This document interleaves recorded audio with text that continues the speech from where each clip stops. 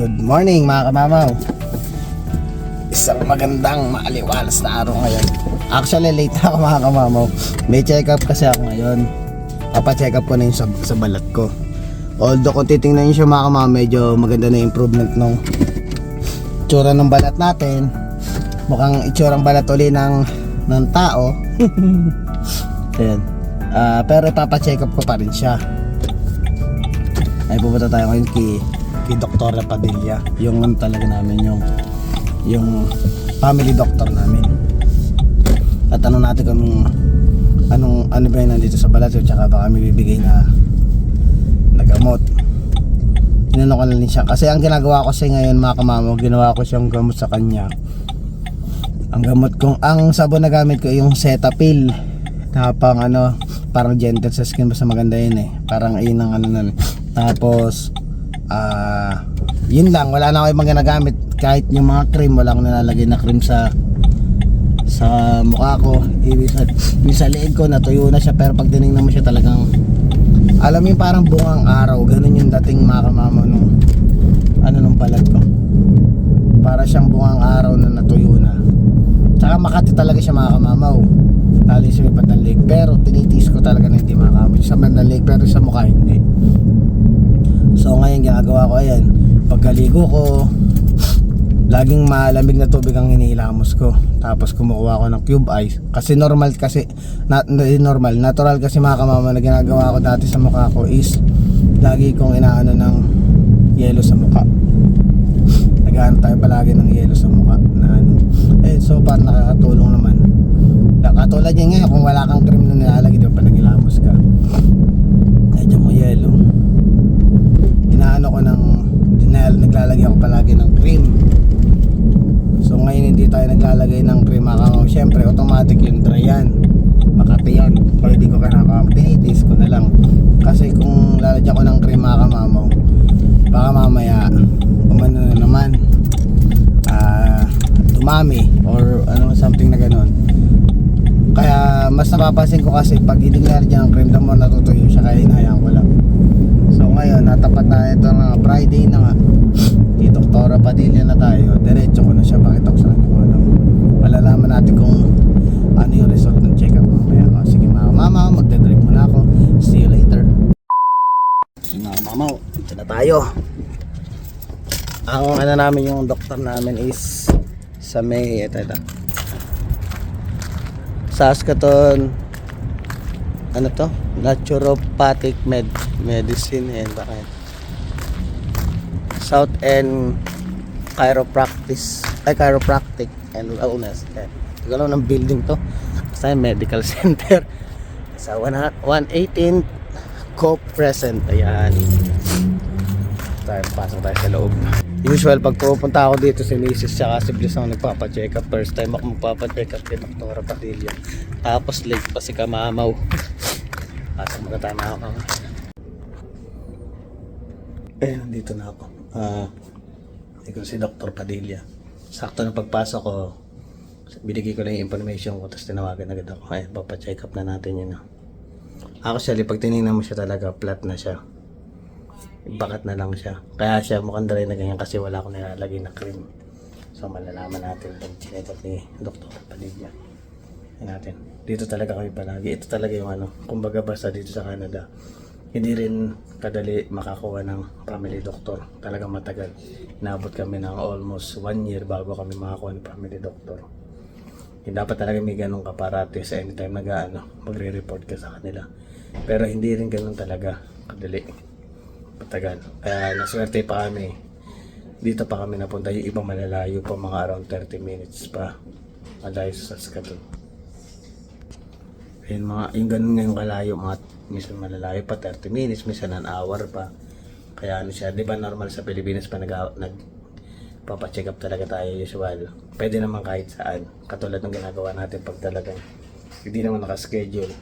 Doon tayo sa kabila, sa may west side tayo nagpapacheck up. Pero kung naghihintay naman ng oras at panahon, doon kami may direkta sa family doctor talaga. Kumbaga lahat kami may record kami dito. Even nung papacheck up si Kat nung medyo parang trimester pa tawag doon ng pagbubuntis niya. Siya ka nagsabing buntis si Cathy. Kasi dito kami nagpa-x-ray noon. So ayun na, tinatagal ko na rin hindi nakita si Dr. Padilla. Like, parang 6 months ago na. Kasi hindi ako sumasama, hindi ako pumapasok sa loob eh. So yan, sana gumaling na tong mukha natin. Kasi hindi naman ako pwedeng pala. Hindi ako pwedeng dumirekta sa dermatologist right away. Kailangan sa kanya muna. Pagkapunta natin sa kanya, pwede niya tayong i-repair sa dermatologist. Ganun dito sa Canada. Hindi katulad sa Pinas talaga. Kumbaga, inaano ko lang din ba. Sa Pinas kasi anytime, kahit saan, pwede kayo. Inang ano naman sa Pinas na right away, pwede ka pumunta ng dermatologist. Walang problema dito, hindi. Hindi ka pwedeng dumirekta sa dermatologist nang hindi ka nagpapakonsulta sa family doctor mo o kahit sa clinic o hospital na pupunta mo. Kailangan ganun muna bago dermatologist. Yun ang way of process dito pag mag-aano ka. Kaya ano rin siya. Pero okay naman ka dahil libre naman. Ang talagang puhunan mo lang talaga pag yung pupunta ka sa hospital, yung mga check-up na ganyan is yung pasensya. Yung haba ng pasensya mo dahil accommodating naman sila, maayos naman sila makitungo sa mga pasyente nila. Talaga lang huwag ka nang masyadong mainipin dahil sabi nga nila is libre na, huwag ka nang mainip at wala ka nang mabayaran. Ang talagang puhunan mo yun lang, maghintay ka lang at check up ka rin naman mga kama mo. Yun, iniwan ko na nga pala yung mag-ina nandun sa loob na at nag-worry din ako na pag binubuhat ko dito, usually ito kasi pwesto ng buhat ko kay kay Jacob eh. Kaso nga lang meron nga akong konti dito, konti nga ako dito eh. Kaya ilag ako even nung pagpapaburp ko siya, meron ako dito sa leeg na ayoko namang mahawa yung anak natin, kaya kailangan ko na talagang pa-check up to. Kagabi nagkukulit nga siya. May nabili nga pala kaming sopa, yung second hand na sopa. Although sira yung grounded yung ano niya, may massage ano siya, galing, may massage siya. Kaso grounded yung pinakaano niya, pwede naman siguro maagapan, pero we'll see, titingnan natin kung meron mag-aayos. Kaya kagabi doon ako natulog. Kasi nga naawa ako doon sa mga aso natin. Pinakasapan ko si Missy, doon man ako matulog si Missy pa. Para yung buong sopa, doon matutulog yung tatlo.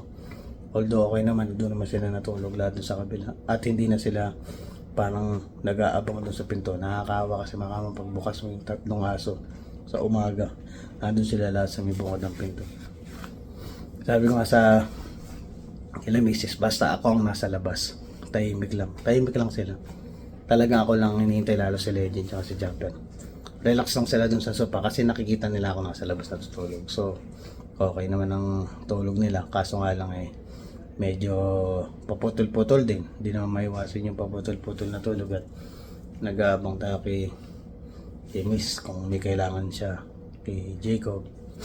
Katulad ng madaling araw, binuhat niya, nag-CR siya, pinabuhat niya sa akin. Andun.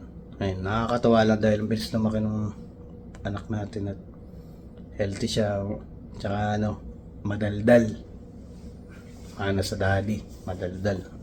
Tatahimik yung pag niratrat ko ng kwento.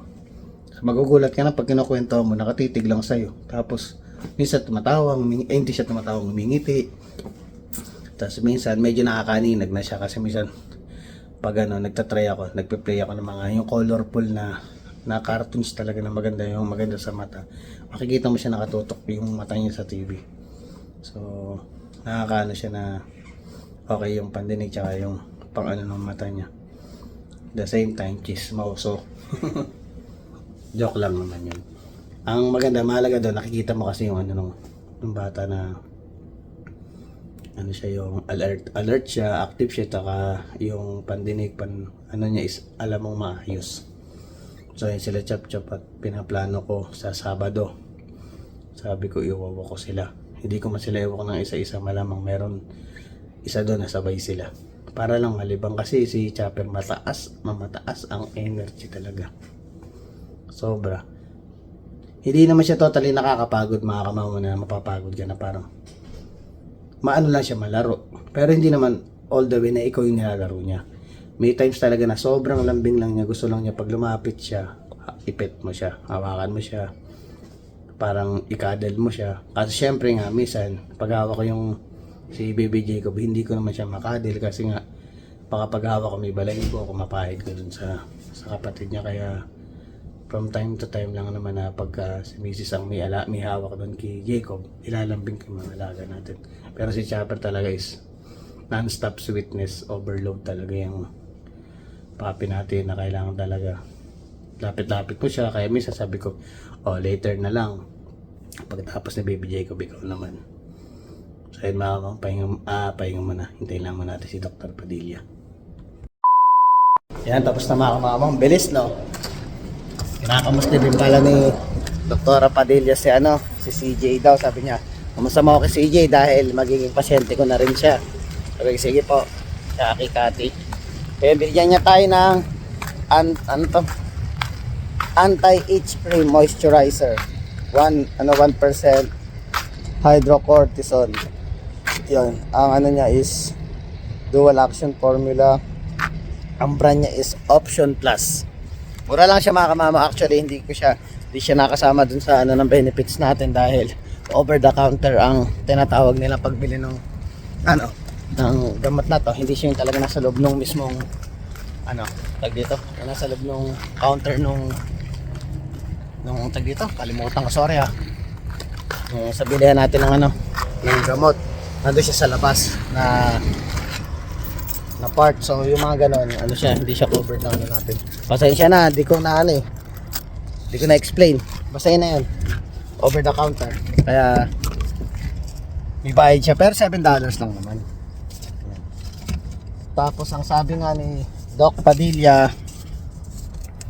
is medyo in-scratch siya ng konti yung balat dito sa mena ng leg ko. Hindi naman siya totally scratch. Yung parang, di ba kasi nga dry nga yung balat natin. Ito pala ang sabi pala dun sa gamot is twice a day on sa loob ng isang buwan. After ng 1 month, yung 2 weeks na susunod is once a day. Yan. So make sure malinis ang kamay or something na malinis ang kamay, pati yung part na paglalagyan ng cream bago natin nilagay yung cream. Tsaka huwag natin nilagay yung cream ng marami. Yun, at sabi pala dito tayo magkwenton, sabi pala ni Doc Padilla, kiniknaan niyang ganon. Tapos kung na-experience ko daw ba yung mga ganito dati, sabi ko first time ko lang ako na-experience. Since nung bata ako, never ako nagkaroon ng ganyan. Sabi niya, titingnan daw niya kung parang fungus daw ba, titingnan niya. Pero hindi pa naman siya 100% sure kung iyon yung pero iano niya siguro mga microscope nila malalaman. Tapos itatawag niya sa akin kung fungus nga daw yon or fungi, and then parang bibigyan niya ako ng panibagong gamot. Pero mga kamama, pag tinignan mo siya, flat na siya, hindi na siya katulad nung nakaraan na parang nakaumbok. Kaya malaking tulong din mga kamama yung ginawa natin na ina-apply natin ng yelo. Malaking bagay yun. Halos sa loob ng isang araw, parang 4 times kong inaano ng yelo. Kasi ganun ako dati, mag-alaga ng mukha ko dati. Alam mo naman si kamama dati, kala mo magkapimpo lang na maliit Ganun akong kaarte dati.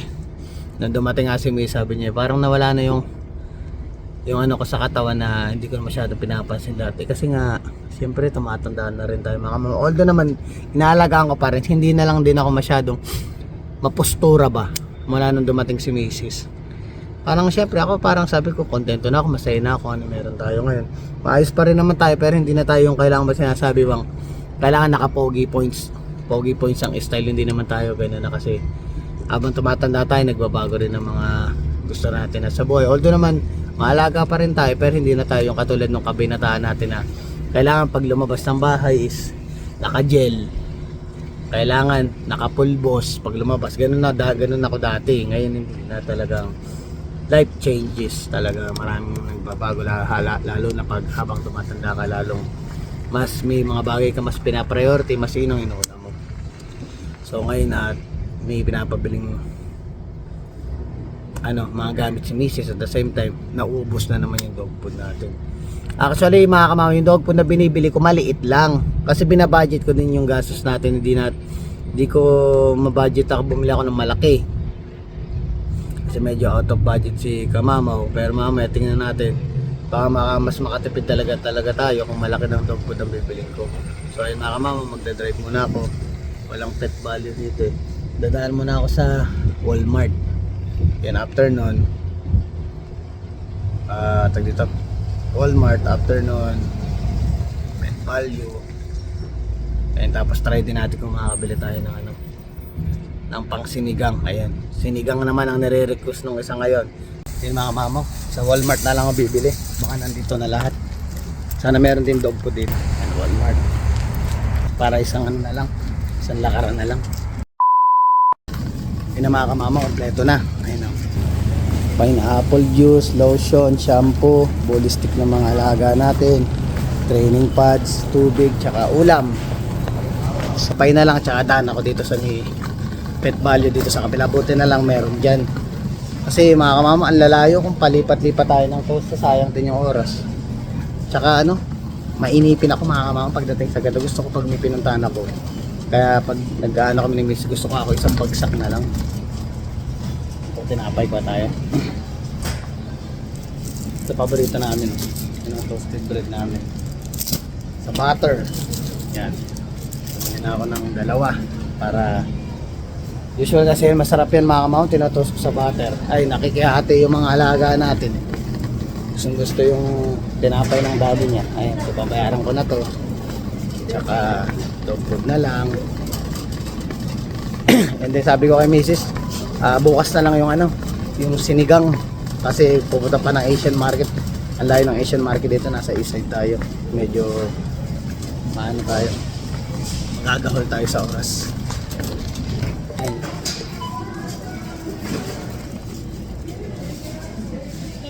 Dalawang Tesya natin, nagpa-vlog ako. Ayun, Pilipina yung yung nasa counter natin. O kasi isa lang po siguro kasi na. Salamat ate. Kakash po po. Sa ate Pilipina. Bye tayo. Sorry, medyo malikot ang camera natin. Yan. Tingnan natin mga kamako magkano itong babayaran natin na ito.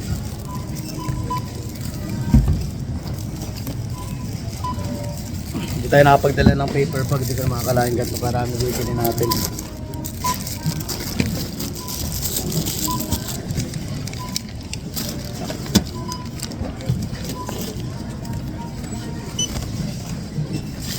Yeah. Thank you ate. Cash ko na lang po. Mga mamaw, naka 100 na tayo. 150 plus. So, wala pa yung dog food. Yung dog food ay nasa $80 something na ganun. Furniture. Tsaka ang ganda na ng panahon mga kamamaw. Maraw na. Yung petland, pasok tayo. Tinakita natin mga mamaw. Malaki na. Tumagal na yung madami na ito mga kamama, sulit. Bigat. Okay, inabili natin yung malaki na mga kamama, malaki na binili. Kasi yung binibili natin isa $33 yung maliliit kasi nga babudget tayo ngayon pag binili ko siya 2 to 3 days ubos agad yung malaking yun maliit na yun $33, isipin mo sa isang araw ay sa isang linggo pwede tayo magkaroon ng 3, so nasa 100 na rin yun. Eto 108, ang laki na ito, sigurado abutin ng 2 linggo to, kaya malaking tipid. Nagkataon lang na nakaraan kasi out of budget tayo ngayon, ibili ko na lang para isang pilihin na lang, tsaka magtatagal. Alam mo na may mga alaga natin na yun, kaya di naman natin binili yung nakaraan na maliit. Kasi nagpalit nga tayo ng dog food, di ba? Hindi natin alam kung magugustuhan ng mga alaga natin. Ngayon gusto na nila to yung beef flavor. Kahit na wala ng treats na ilalagay, kinakain talaga ng mga alaga natin. Gusto nila yung lasa. Tingnan natin kung ilang kilo. Yun, 15.9 kilograms. Laki yan. Na. Yan. Kaya nagpapasalamat tayo. Papasalamat ako kahapon. Baka sakali ako Kasi usual may sa tumataya tayo, nagbabaka sakali ako. Tumaya ako dun sa basketball. Tumaya tayo sa Dallas tsaka Cleveland kahapon. Ayun, nakuha sa Dasal. Yung $10 natin, nagamit natin yan na panalunan ko in. Pinambili ko lahat nito. Kaya salamat sa blessing at minsan nagkakaroon chance sa nagkaka-blessing tayo. Kaya maraming salamat kaya nung napanalunan ko siya, binili ko na lang lahat nito kasi di natin alam yung susunod na cut-off kung papasok na ba yung sa paternity natin, di natin alam. So ito ngayon, ready ko na siya sakaling kakailanganin nila, naka-advance na na hindi na natin inisip na palabas-labas at least wala man dumating na pera sa susunod na cut-off, kompleto na yung pagkain nila, may makakain na talaga yung mga alaga natin. So ayun mga mama, uwi na ako. Anong oras na ba? 12 o'clock na. 12 o'clock na, malis tayo 9:30 sa bahay. Ang bilis ng oras, diba?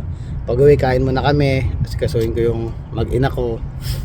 Tapos pahinga-pahinga rin ako. Kasi marami talagang ginagawa si Kamamo. Talagang sobrang nung lumabas nga si Jacob, syempre masaya. Masaya na nandiyan yung baby natin. Kaya ito, inisip ko pa ito pala. Para siyang bungang araw mga Kamamo. Ay init eh. Ka-jacket ako ngayon. Parang nagre-react siya pag tumatama sa ano. Kaya yun ang iniisip ko pag winok ko bukas yung mga alaga natin. Titingnan natin. Alam mo yung pakaramdam ng may bungang araw, mga Kamamo nung bata. Ganun, makati. Kung ano, nagre-react siya. Kaya ano, malalaman natin bukas yung pag winuwak natin yung mga alaga natin. Kasi ang mahalaga, maagapan natin to kasi yung anak natin, ayoko naman ang mahawa siya yung magkaroon din ng katikawawa naman yung bata. Sabi ko nga ako na lang, wag na lang yung anak ko. Mga Kamama, uwi muna ako. Siyempre, luto na yung ulam. May sinaing na sa bahay. Kain na pag uwi. Baby Jacob ang kakulit. Alakas sa dede. Hello, how are you? Rapogi naman oh. Nag-shower na ako mga Kamama. Papahid ko na tong yung cream para maayos siya. Tapos mamayang gabi uli, pag nag-shower uli ako bago matulog. Ayan. Konti lang naman ito ilalagay natin. Sabi ni Doc, konti lang. Ayan. Lupit sundalo si Kamamo eh. Ito hindi pa ito nakabukas. Ayan. Ayan. Sana effective. Pakonti-konti lang. Ayan. Gawin na natin salawin mga Kamamo yung camera. Yan.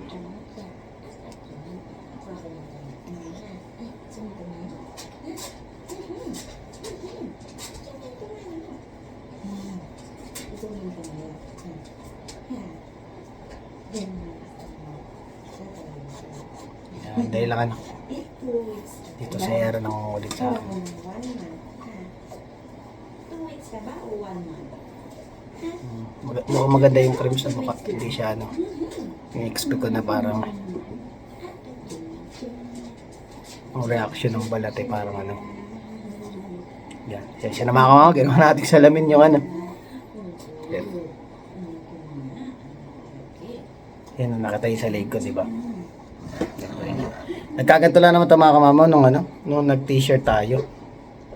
Siya na mga Kamamo, pinakita ko to para makita niyo yung before and after kung talagang effective yung gamot. Sarap maligo ngayon mga Kamamo, mainit na kasi ngayon. Mainit na ngayon, tsaka talagang parang summer ng yung panahon. Pero feeling ko di na mag-ano yan. Di na siya mag-winter. Di na mag-snow yan. Dire-diretso na tong ating enjoy na natin ang ating summer. Sana effective ng gamot. Sintayin na lang natin yung result yung